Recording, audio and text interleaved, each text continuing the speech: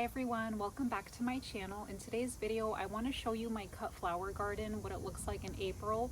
I'm planning to make this a series, so like an April, May, June, maybe even July if we have flowers in July series. So make sure to subscribe, like this video if you want to see more, and yeah, come and see my cut flower garden. Now these are dianthus, also known as Sweet William. These I actually planted about 1.5 years ago, and when I first planted them I didn't realize that they were actually a biennial type of Sweet William, which means that they only bloom like the second year because they do need a period of cold, I guess, to kind of stimulate bud production. But I did recently come through here and cut a bunch of them. If you watched my March garden tour, you probably saw that there used to be a lot more here. Next, this is a bunch of feverfew. The feverfew I planted like 3 teeny tiny plants also about 1.5 years ago. So it's looking pretty good. The only thing I will say about the feverfew is that it does kind of have like a pest on it. I don't know if you can see so well in the video, but notice all those little teeny tiny black dots. If anybody knows what pest that might be, there's also like ants crawling on them. I think the ants might be helping the pest problem, but let me know if that's ever happened to your feverfew and let me know what you did.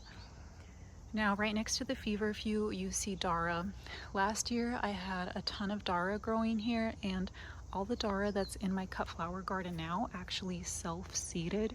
So I really didn't have to do anything to get this dara, which is pretty amazing considering that, you know, usually you have to go through so much work to get cut flowers, but these literally just self-seeded, which I absolutely love. Now, most of these flowers I planted from seed starting in like November, December, January, February, and I got the idea of starting all these flowers kind of in the dead of winter from Lisa Mason Ziegler's book Cool Flowers, which is such a great resource.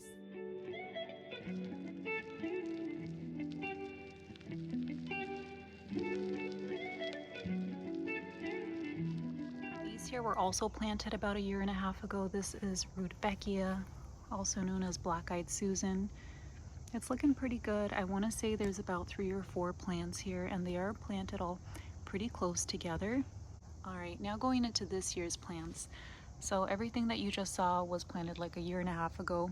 Now this year I did come through here and I planted some marigold. These are the cocoa marigold. I'll put a photo on the screen of what they are supposed to look like, but I bought these from Johnny's Seeds. And I have 1, 2, 3, 4, 5. There's another teeny tiny one that's kind of being covered by the yarrow. This here is yarrow that I actually planted 2 years ago, and it did not flower the first year because yarrow is a perennial. Usually the first year it's just going to produce leafy greens. Then in the second year, you might notice there, I think these are going to become flowers. So I'm really looking forward to see what color these are. I hope they're kind of like a bright punchy color, and that would be amazing to see. Now right next to the yarrow and the marigolds, I have some cosmos that actually self-seeded.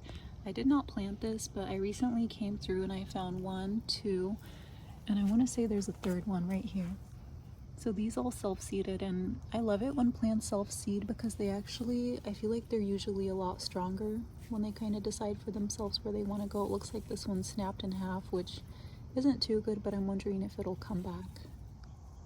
All right, and in the next aisle over, right next to all the marigolds, I have a bunch of strawflower planted, some scabiosa, a few zinnias, some snapdragons, and I believe that these are Love in a Mist, also known as nigella.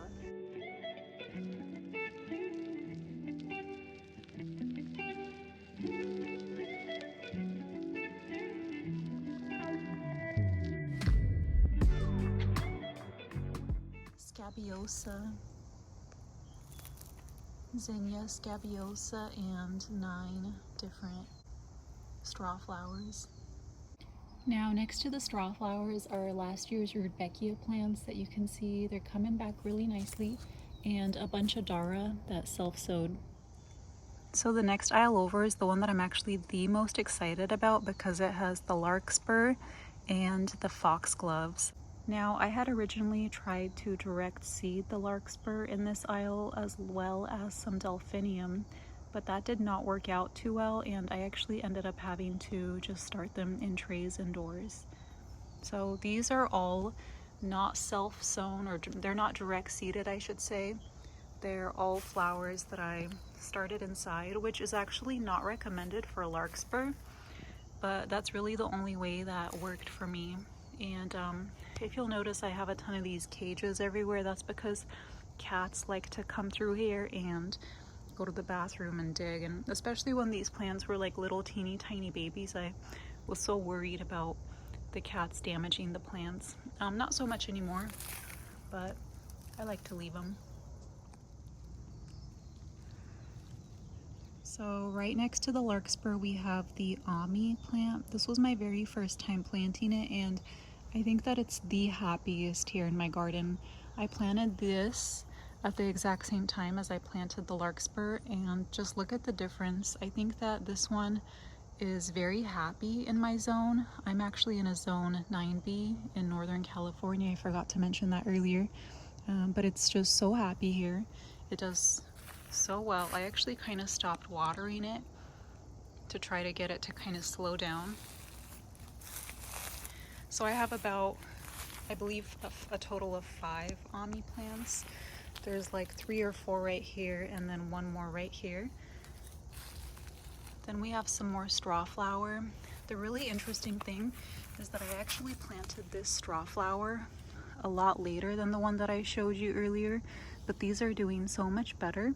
And I was kind of thinking back as to why, and I think that the ones that I planted in December, maybe they just got too much of a cold period. Maybe these were just better seedlings to begin with, but these are doing so much better than those, even though these were planted later, which is really interesting.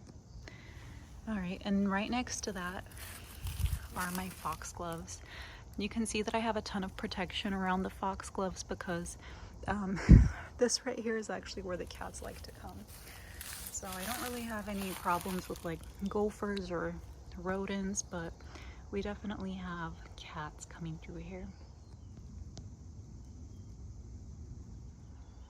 When I planted the foxglove, they were just like these teeny tiny plants, and they honestly did not look good.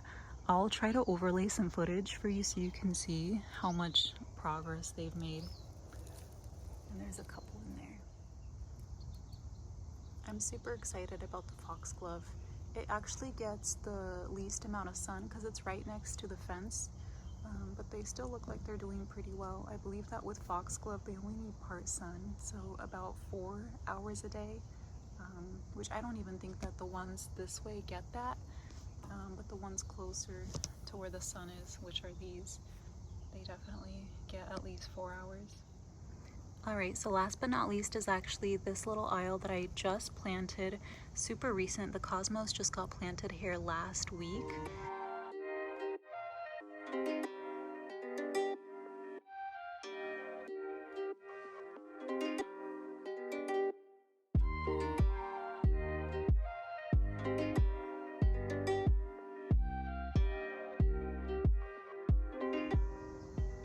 These little guys are cherry tomatoes, and I planted some of them probably like around mid-March, and some of them more recent, just last week. So as you can see, a lot of them are super leggy, which is actually okay with me. I don't grow my plants under any special like grow lights. I literally will just plant them using a seed starting mix, and I put them in my windowsill. So we definitely have a lot of leggy cosmos. We'll see how these turn out. I'm sure I'll have to kind of put cages in here to kind of support them. And then these are my winter sown foxglove. They actually did so well. I'm definitely going to be doing a lot more winter sowing this coming fall and winter. Like when I planted these out, they already look like such strong and healthy plants. Foxglove is actually kind of poisonous, so I probably shouldn't touch it. But this one here, it looks like is the Carmelo mix, and January 1st, 2025 was when I winter sowed these. And then we have Delphinium. Now these delphinium aren't doing as well as some of the other ones that I have in my container garden area, and I'm not really sure how this happened, but I think a larkspur was winter sown with some of the delphinium. So this plant and this plant, these were winter sown. These I just started on my windowsill. So yeah, we'll see how they do. Delphinium are not exactly recommended to plant in zone 9. It gets just a little bit too hot for them, so I did plant them right next to the fence so they get north facing sun. So yeah, that was my cut flower garden in April. Thank you guys so much for watching this video. Make sure to give it a like and subscribe to see what the garden looks like in May, June, and maybe even July. And yeah, if you like this video, check out this one where I tell you about how I plant calla lilies, and this one where I show you my March garden tour. Bye!